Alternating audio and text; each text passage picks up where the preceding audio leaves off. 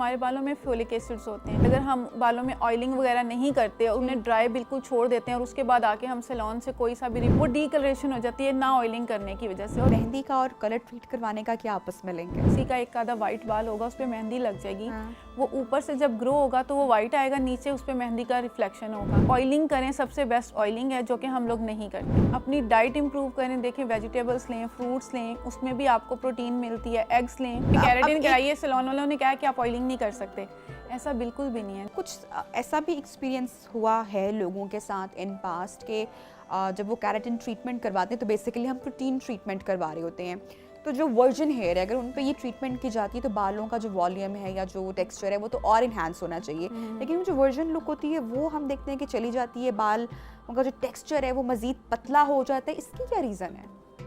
इसकी ये रीज़न है कि केमिकल जो है वो बहुत ज़्यादा स्ट्रॉन्ग यूज़ होते हैं। ठीक है, जाहिर बात है उन्होंने आपके बाल का बाउंड्री तोड़ देना है। ठीक है, आपके बालों के, हमारे बालों में फोलिक एसिड्स होते हैं। ठीक है, हर ह्यूमन में मतलब 80 to 120% होते हैं। ठीक है, अब उसको रिपेयर करने के लिए अगर हम बालों में ऑयलिंग वगैरह नहीं करते और उन्हें ड्राई बिल्कुल छोड़ देते हैं और उसके बाद आके हम सैलून से कोई सा भी रिबॉन्डिंग या एक्सटेंसो का ट्रीटमेंट ले लेते हैं, ठीक है, तो जाहिर बात है हमारे अक्सर अच्छा अपने क्लाइंट्स को देखा होगा उनके हेयर में डीकलरेशन भी हुई होती है। ऊपर से उनके बाल ब्लैक आ रहे होते हैं, नीचे उन लोगों के बाल जो हैं वो ब्राउन ब्राउन से होते हैं, वो डीकलरेशन हो जाती है ना ऑयलिंग करने की वजह से। और फिर जब वो सैलून से जाके कोई ट्रीटमेंट लेते हैं तो उनका बाल जो है बिल्कुल डेड फील होता है उन्हें, ये भी रीज़न हो जाता है। अच्छा, एक बात हमेशा सैलून्स में पूछते हैं जो एक्सपर्ट होते हैं, जो आपके ट्रीटमेंट कर रहे होते हैं, स्पेशली वो ख़वातीन जो कि कलर करवाने के लिए जाती हैं, कि आपने कभी मेहंदी यूज़ की है बालों पे, तो ये मेहंदी का और कलर ट्रीट करवाने का क्या आपस में लिंक है? क्योंकि जो मेहंदी होती है ना, ये बालों में से जल्दी रिमूव नहीं होती। जैसे हम लोग चाहे बचपन में कहीं कभी की हो? नहीं, बचपन में नहीं, मतलब ग्रोथ के साथ साथ ही निकलती है। आपने देखा होगा कि अगर किसी का एक आधा वाइट बाल होगा, उस पर मेहंदी लग जाएगी, वो ऊपर से जब ग्रो होगा तो वो वाइट आएगा, नीचे उस पर मेहंदी का रिफ्लेक्शन होगा, तो फिर जब हाईलाइट्स या कलरिंग हम लोग करते हैं तो वो शेड का भी डिफरेंस आता है। अच्छा, ठीक है। अच्छा, मुझे ये बताएं कि बालों की केयर के लिए अदर देन ट्रीटमेंट क्या करना चाहिए? आपके बड़े अच्छे बाल हैं तो आप भी हमें टिप्स दें। आप क्या करती हैं? सिर्फ ट्रीटमेंट्स करवाती हैं या कुछ हर्बल या कुछ टोटकास वगैरह भी करती हैं? हमारा आपको इंटरनल भी आपको अपनी डाइट जो है ना, डाइट में प्रोटीन मास्क नहीं लगाना है, कुछ प्रोटीन खानी भी है आपने, ठीक है। और ऑयलिंग करें, सबसे बेस्ट ऑयलिंग है जो कि हम लोग नहीं करते।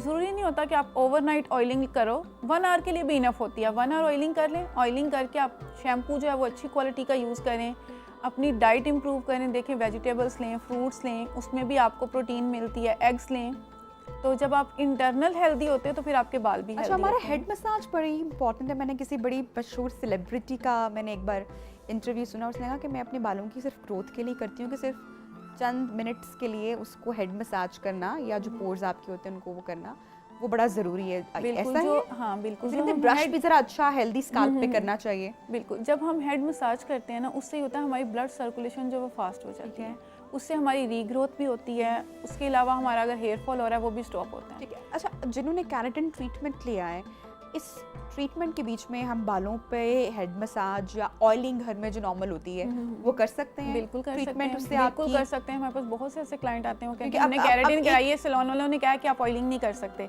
ऐसा बिल्कुल भी नहीं है। जब तक आप पौधे को पानी नहीं देंगे वो कैसे बड़ा होगा, वो जल जाएगा। ऑयलिंग मस्ट होती है, ऑयलिंग आप करें, ट्वाइस अ वीक करें। ऑल्टरनेट डेज़ में आप शैम्पू यूज़ करें। जब हम ऑल्टरनेट डेज़ में शैम्पू नहीं यूज़ करते हैं, हम 5 डेज़ के बाद अपने बाल शैम्पू कर रहे हैं तो हेयर फॉल तो होगा आपका। ठीक है, ऑल्टरनेट डेज में आप शैम्पू करें, ऑयलिंग वीक में 2 टाइम करें तो कभी भी आपका हेयर फॉल नहीं होगा। ठीक है। अच्छा, अगर आपको internal hair detox treatment, keratin treatment और इसके अलावा कौन कौन से बालों के लिए अच्छी ट्रीटमेंट्स हैं जो आप उसके अलावा हाँ, हाई फ्रीक्वेंसी ट्रीटमेंट हम लोग हेयर फॉल ना हो और बालों की हेल्थ भी मेंटेन रहे? अच्छा, मैं बताती हूँ। क्लाइंट कहता है कि हमने पे किया, हमें बाल भी स्ट्रेट चाहिए, लेकिन अगर हम हेल्थ की तरफ जाते हैं तो फिर उसमें बाल आपके स्ट्रेट नहीं होते। जो प्रोटीन ट्रीटमेंट है उससे आपके बाल जो हैं वो स्ट्रेट नहीं होते। ठीक है, उससे बालों की हेल्थ इंप्रूव होती है। हाई फ्रीक्वेंसी कॉम है, वो हम लोग करते हैं, उसमें ब्लड सर्कुलेशन आपकी फास्ट हो जाती है। उसके बाद हेड मसाज होता है, स्टीम देते हैं। जब आपकी ब्लड सर्कुलेशन फास्ट हुई होती है, जब आप स्टीम देते हो, पोर्स ओपन हो जाते हैं ना आपके स्कैल्प के, फिर ऑयल उसमें पेनिट्रेट होता है तो आपकी ग्रोथ अच्छी होती है। अच्छा, आजकल तो लड़के भी बहुत सारी ट्रीटमेंट्स करवा रहे हैं। सोशल मीडिया पे आपको पता है हर दूसरा शख्स मौजूद है, वो हेयर स्टाइलिंग करनी पड़ती है उसके लिए, और बड़े बड़े स्टाइल्स भी लड़कों के आए हुए हैं। हालांकि बॉयज का हेयर कट कितना रेगुलर होता है। ठीक है, गर्ल्स क्या करती हैं कि उनके बाल नीचे से रफ भी होंगे, वो हेयर कट नहीं करवाएंगी, और जब वो हेयर कट नहीं कराएंगे तो उनकी ग्रोथ नहीं होगी। हमें क्या लगता है कि हम ट्रिमिंग करवाएंगे तो शायद हमारे बाल जो हैं वो उतने ही रह जाएंगे, बढ़ेंगे नहीं, ऐसा नहीं होता। 3 मंथ्स के बाद हमारा ट्रिमिंग मस्ट बहुत होती सारे है। लोग जो है स्प्लिट एंड्स में उसी पे आ रहे हो कि स्प्लिट एंड्स लिए चल रहे होते हैं, फिर रहे होते हैं। एक उसका पुराना टोटका भी एक था कि बारीक बारीक जो मीडिया बना कर रख दो, उसके बाद उनको थोड़ा सा नीचे से खोलो और फिर अब ये फायदेमंद होता है। अक्सर घरेलू बड़ा आम कि नहीं ट्रिम नहीं करवाना, बालों की लेंथ शॉर्ट हो जाएगी, ऐसा कभी आपने किया या ये फायदेमंद होता है? हमने करना स्टार्ट किए थे लेकिन कोई इतना खास उससे फर्क नहीं पड़ता। उससे क्या होता है आपके नीचे वाले बाल और थिन हो जाते हैं और खुल जाते हैं बाल नीचे वाले ज्यादा थिन हो जाते हैं, इसलिए आपको प्रॉपर एक ट्रिमिंग लेनी चाहिए। और तकरीबन कितने इंच के रिकमेंडेड है? 1 इंच। अगर आप रेगुलर 2-3 मंथ्स के बाद ले रहे हो तो 1.5 इंच या 1 इंच इनफ है। अच्छा, हमारा सोशल मीडिया पर बड़े मजे के टोटकाज मैं देखती रहती हूँ, मैंने वैसे कभी ट्राई नहीं किया। मैं इवन डॉक्टर से भी पूछ रही होती हूँ टोटकाज के बारे में, तो आज आप आए हैं तो मैं आपसे भी पूछूंगी। प्याज का पानी बहुत ज्यादा भाई इन ट्रेंड रहा, शायद बहुत लोगों ने यूज भी किया। ये हर एक के लिए कभी ऐसा कोई क्लाइंट आपने देखा जो उल्टा सीधा टोटका करके फट जाते हैं? बिल्कुल, लेकिन जिनके देखें हर किसी को हर चीज़ नहीं सूट करती, इसलिए हम क्या करते हैं टोटका देखा और अप्लाई करना शुरू। ऐसे कभी नहीं करना चाहिए। आप पहले आपको अपने बालों का नॉलेज होना चाहिए कि आपके बालों का स्कैल्प कैसा है, आपके बालों की टिप कैसी है, कम्बिनेशन हेयर हैं, ड्राई हैं, ऑयली हैं, किस टाइप के हेयर हैं। अब जो प्याज का पानी है वो ऑयली हेयर के लिए है। अब ड्राई हेयर वाले भी लगा रहे हैं, एलोवेरा अगर आप लगाते हैं कुछ लोग, वो भी ऑयली हेयर वालों को सूट कर जाता है, उनके बाल अच्छे हो जाते हैं। जो ड्राई हेयर वाले लगाते हैं उनके और फट जाते हैं। इस तरह अंडे का भी है कि बिल्कुल ऐसे ही है।